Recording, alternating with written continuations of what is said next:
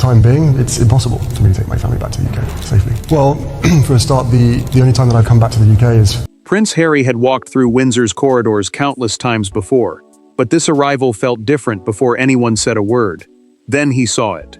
On the royal family portrait wall, where generations of faces had silently declared who belonged inside the House of Windsor, his portrait was gone, not moved lower, not replaced temporarily. Removed.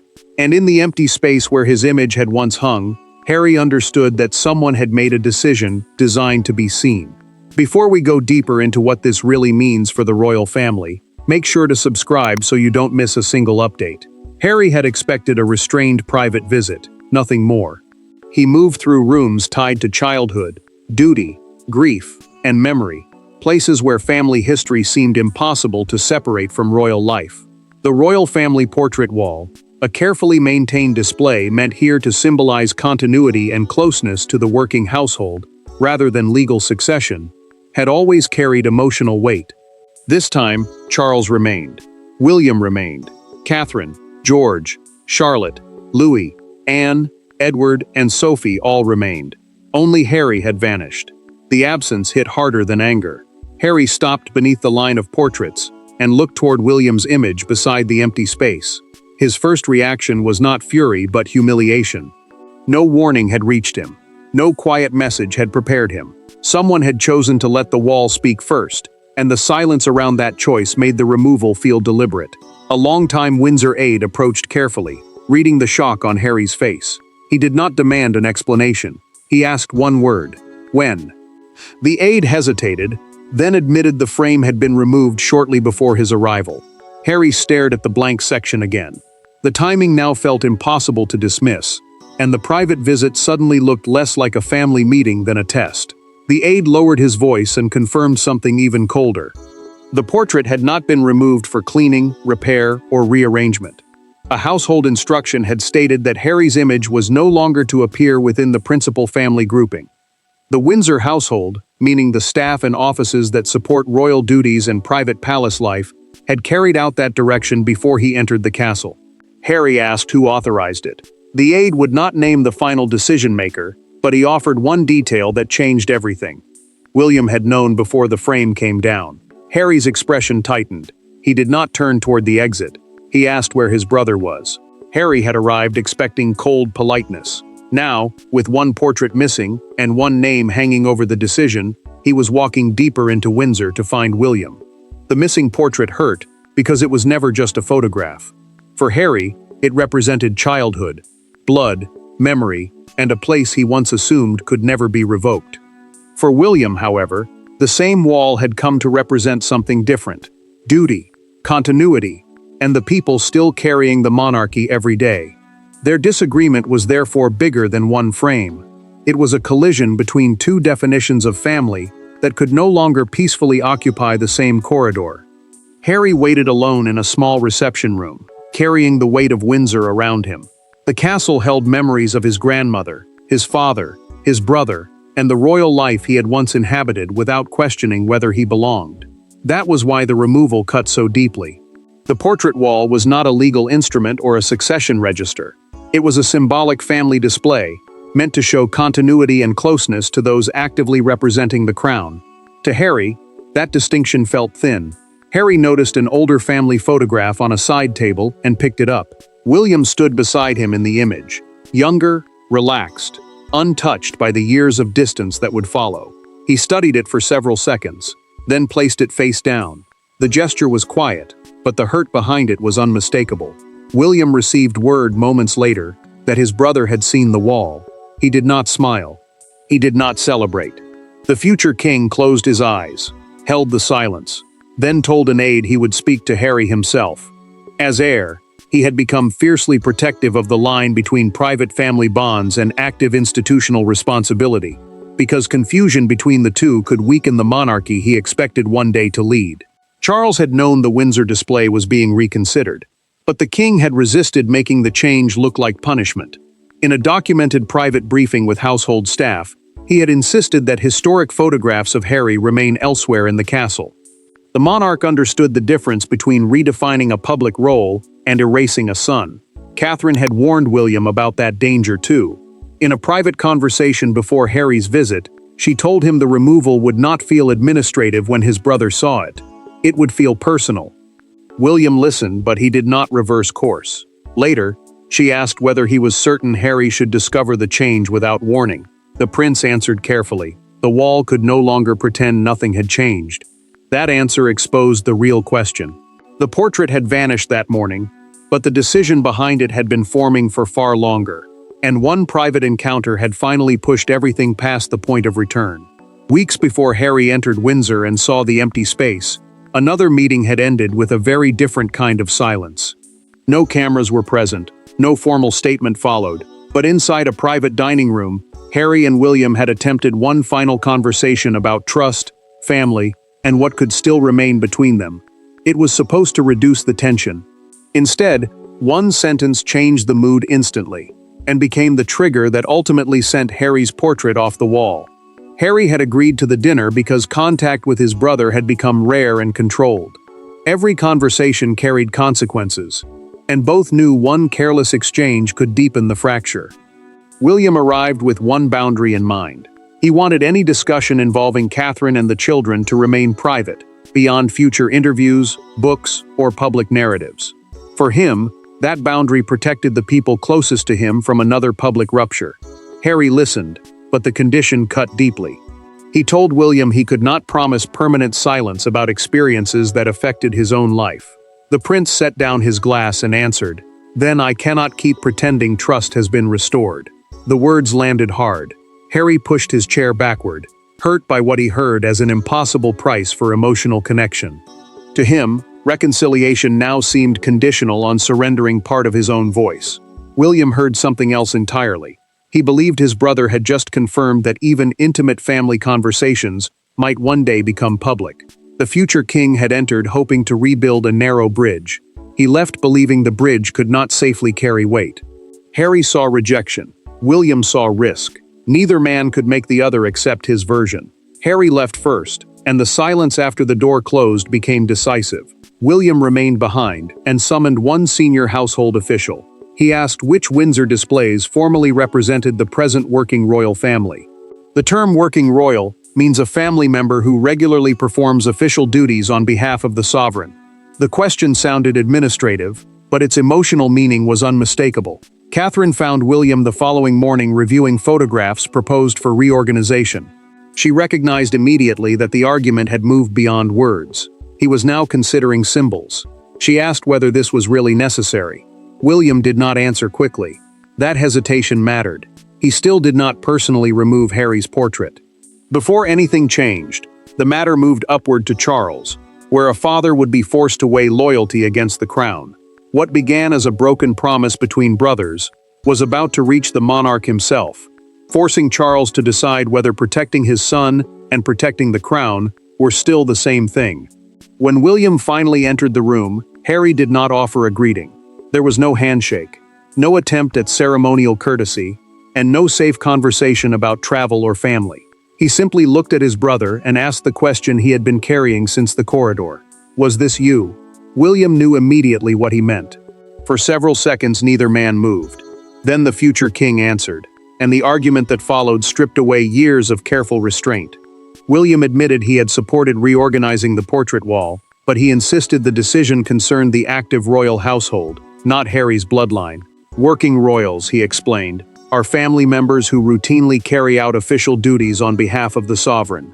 The wall had been rebuilt around that distinction. To the prince, it was clarity. To Harry, it sounded like rejection dressed in administrative language. Harry stepped closer and challenged the logic immediately. If the display was only about duty, why did older photographs of deceased relatives and extended family still appear elsewhere inside Windsor? William answered that his brother was reducing everything to one frame because the deeper issue was harder to face. Trust had collapsed. Harry's jaw tightened. He accused the future king of turning personal resentment into royal policy. Harry then struck at the wound neither of them could discuss easily. Did William understand what it felt like to be erased from the same house where their mother had once walked beside them? Diana's name changed the room. The prince's expression hardened, then softened for a fraction of a second. He told Harry that memory was precisely why he had argued against removing every image of him from Windsor. William revealed that only the principal family grouping had been altered. Historic and private photographs would remain elsewhere, because the decision was meant to draw a boundary, not delete a life. Harry heard the distinction, but it did not calm him. He asked who had given the final approval. William paused. That pause frightened Harry more than another argument would have. Then the prince said quietly, "Father knew." The words widened the conflict instantly. This was no longer only about two brothers and years of bitterness. Charles had been aware of the decision, and the king had allowed it to stand. Harry turned toward the door and demanded to see his father. William did not stop him. He only warned that the answer waiting beyond that door might hurt more than anything he had said today. William had accepted responsibility for the boundary, but the final authority belonged elsewhere, and Harry was about to hear how a father's love had collided with a monarch's judgment. Charles did not need Harry to explain why he had come. By the time his younger son entered, the king already knew the portrait had been discovered, and the confrontation with William had gone badly. Yet Charles did not hide behind an aide or send a written explanation. He remained seated, waited until the door closed, and faced the question directly. What followed was not an explosion. It was worse. A calm admission that the monarch had allowed something the father in him hated. Charles watched Harry sit opposite him, and understood this was no ordinary family argument. The royal household, meaning the staff and offices that support the sovereign and senior royals in carrying out official duties, had implemented the rearrangement, but a change this sensitive could not happen without the king knowing. He rubbed his thumb against the edge of his ring before speaking. He had not ordered the portrait removed personally, he admitted, but he had refused to stop it. Harry stared at his father and asked whether stepping away from official duties truly meant he no longer belonged in a family photograph. Charles answered slowly. Belonging to a family, he said, was not the same as representing an institution. The distinction sounded clinical, but that only made it hurt more. Harry had not come seeking a lecture about structure. He had come wanting to know whether his father still saw him as family. Harry's anger finally cracked. Institutions do not look at empty spaces. Sons do. Charles lowered his eyes.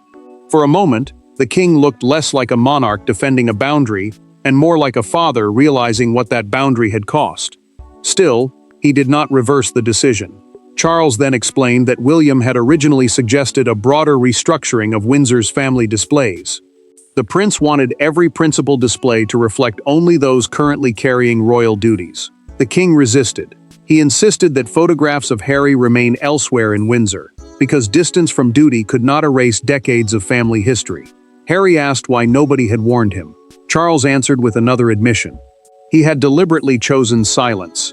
He feared advance notice would create another argument, another exchange through intermediaries, another fight before father and son faced one another.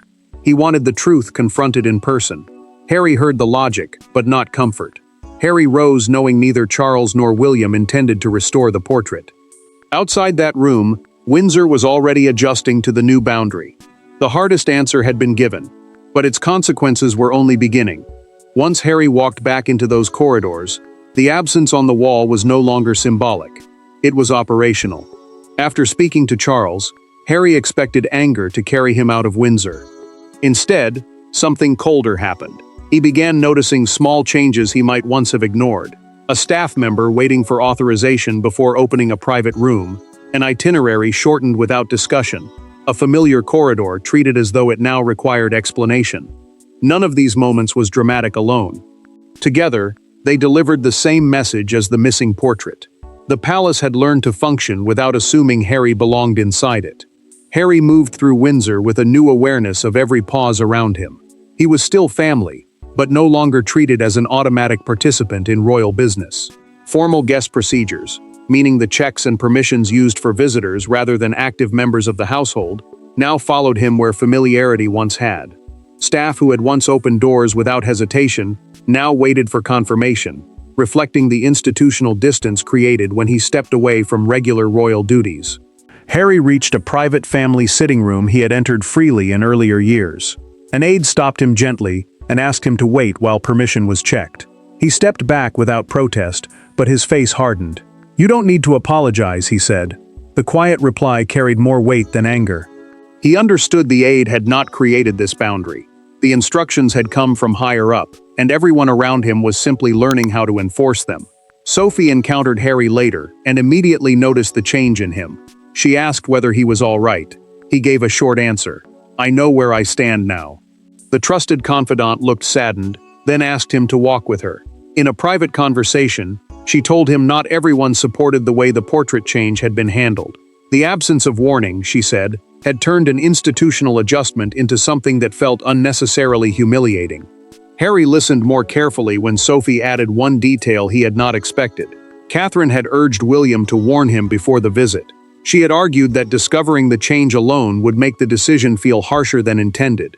That unsettled Harry. He had prepared himself for distance from Catherine, not evidence that she had pushed for compassion when others had chosen silence.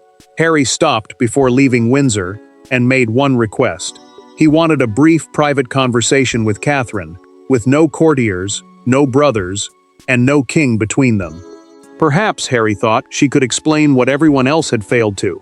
For the first time that day, he was about to speak with someone who had neither designed the decision nor approved it, and that difference would matter.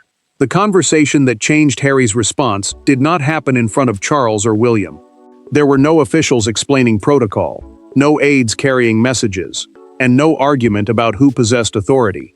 Catherine and Harry sat alone, two people carrying years of complicated history, and for once neither tried to rewrite the past. She did not tell him the portrait should return. She did not defend the pain it caused. Instead, she separated two things everyone else had allowed to become tangled: exclusion from a role and rejection by a family. Catherine met Harry without ceremony and acknowledged that she had known the portrait wall was being reorganized. She had urged William to warn him before the visit, because discovering it alone would feel harsher than the decision itself. The crown, meaning the monarchy as an institution rather than one person, depended on clear lines of responsibility, she explained. William increasingly believed those lines protected everyone by showing who could speak and act officially. Harry listened, then asked the question beneath every argument that day. Did she believe he still belonged at Windsor? Catherine answered without hesitation. As family, yes. As before, no. Harry said nothing for several seconds. The distinction hurt, but it was cleaner than the explanations he had heard from Charles and William. For the first time, someone had admitted that belonging could survive even when position did not. Harry finally described what the empty space had done to him. It had not felt like a change in responsibility. It had felt like a judgment on his whole life. Catherine told him she understood why the lack of warning made the moment crueler, even if cruelty had not been the stated purpose. He then admitted something he had resisted all day. Trust with William had been damaged in both directions. Catherine shared one private detail from an earlier conversation with her husband. William still kept an old photograph of himself and Harry together in his private rooms. The prince had removed his brother from the principal working family display, but he had not erased him from personal memory. Harry absorbed that quietly. The revelation did not repair the relationship, but it changed the meaning of the wall. Harry made his decision. He would not ask Charles to restore the portrait. He asked only that the empty space not remain vacant, because a bare hook looked like punishment rather than clarity. By evening, William received that request. Harry would not ask to be put back exactly where he had been, and William, confronted with that restraint, was finally forced to decide whether the wall should preserve a wound or acknowledge change without humiliation. By the next morning, a private family symbol had escaped Windsor. The story was no longer confined to a corridor, a removed frame, or two brothers speaking behind closed doors. Britain was arguing about what the blank space meant. Was it discipline, cruelty, administrative clarity, or the unavoidable consequence of years of fracture? Yet one image dominated everything, not Harry's missing portrait itself, but the unmistakable suggestion that the House of Windsor had finally chosen to display separation rather than disguise it. Harry learned quickly that privacy had vanished with the night.